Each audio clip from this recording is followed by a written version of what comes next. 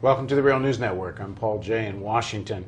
As we speak, rebel forces in Tripoli have breached the compound of Muammar Gaddafi. We don't know yet whether Gaddafi's actually in the compound, but one thing we do know is that the resolution of the United Nations seems to have been completely forgotten in this moment. What about international law, and what kind of precedent does all of this set? Now joining us to talk about this is Phyllis Bennis. Phyllis is a fellow at the Institute for Policy Studies, the author of Challenging Empire, How People, Governments, and the UN Defy U.S. Power. And I guess you're talking about a brief moment around before the Iraq War when you say the UN defies U.S. power. Indeed. The UN was part of a global movement. So let's talk about what's happening now. What is your view in terms of what does this mean for international law? Well, this has been a huge blow to international law, the legitimacy of the United Nations, the legitimacy of any idea of international responsibility has been shredded through this Libyan intervention. Among other things, what it said is that the very real issue, what the United Nations likes to call the responsibility to protect, which is a very real concept, the idea that sometimes people are threatened more by their own government than by any outside force, and in that situation, the international community has some obligation to protect them. That makes sense. What doesn't make sense is that the way it gets defined is always as a way of justifying military intervention by wealthy, powerful countries against poorer, weaker countries. And in the case of Libya, what we saw was a resolution that began as a call from the rebel forces, who had, unlike their colleagues and comrades and brothers and sisters in other Arab countries in the so-called Arab Spring. This was very much in the context of the Arab Spring. It was an uprising against a terrible dictatorship in the Arab world. But unlike other countries, the rebel forces, the opposition forces in Libya, took up arms very quickly. That was certainly their right to do so, but there are consequences when you make that choice. Now, the people that were on the ground at the time or right soon after, and people who I've asked about this, they say, well, they had no choice. They were fired upon at a level that other peoples weren't fired upon in the other Arab countries. You know, these are questions for history, and clearly people believe that. So, as I say, this was the right of people to take up arms. Whether they had other options isn't really the point. They made that choice. They chose that option. Then they made another choice. They took another option, which was to call for international support. At the very beginning, and you'll remember this, Paul, there was a lot of talk about a no-fly zone. And Libyans were saying, we want a no-fly zone. We need a no-fly zone because we're being threatened by the Air Force. In fact, at that time, the main threat seemed to be coming from the ground. It was coming from Gaddafi's tanks, primarily, not so much from the Air Force. But there was a call for an Air Force, for a no-fly zone against the Libyan Air Force.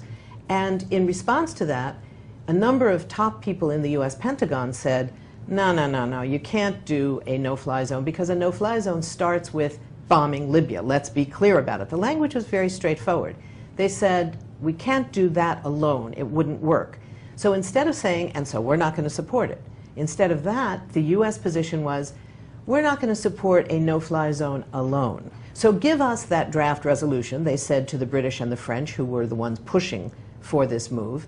We will rewrite the resolution, and what they produced was a resolution that called not only for a no-fly zone, but for virtually unlimited military engagement under the terms that use the critical language, all necessary measures. To protect civilians. Now, there was no definition for what protecting civilians means. It was left up to NATO, who was essentially subcontracted, outsourced by the United Nations, to be their agent. Which finds a way to justify bombing Gaddafi's house. Exactly. As part of protecting many other civilians. houses as well.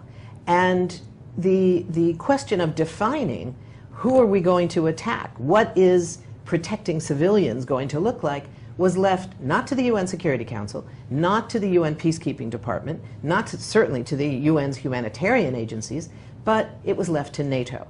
And that's the old story of the hammer and the nail. When you're a hammer, everything looks like a nail. When you're NATO, everything requires military intervention.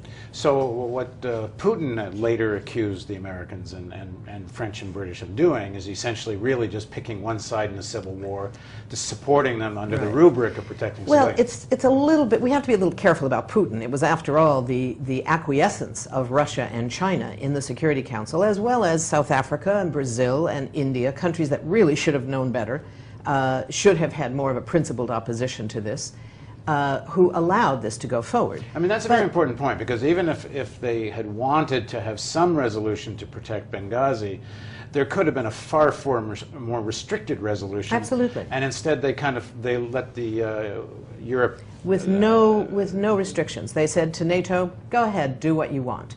On the other hand, what Putin said about a civil war is certainly true, but it wasn't true at that moment. It was not yet a civil war. What it was at that point was still an uprising against a dictatorship where people had taken up arms, but on a much smaller scale.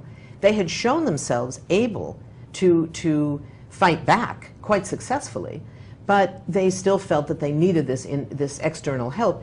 And quickly it became a civil war. Certainly the engagement of NATO, the US, and crucially Qatar and the UAE. UAE wasn't so important, but Qatar played a very important role, particularly politically, giving Arab cover to this NATO engagement, but also militarily. Just in the recent period, it was a group of Qatari military people, special forces, who trained something that the Libyans began calling the Tripoli Brigade, which has played a key role in this most recent assault on Tripoli.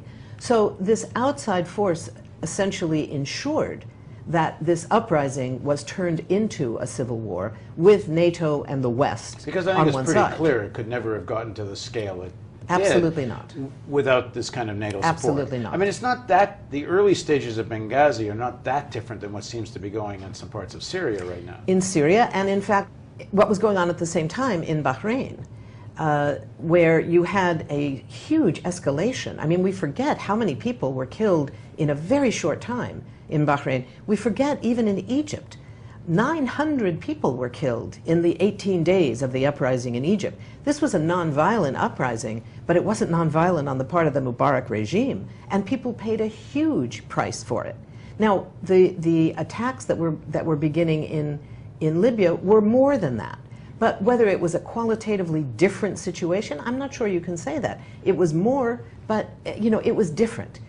The point was, this was a choice that was made by the people of Libya in what began as part of this uprising.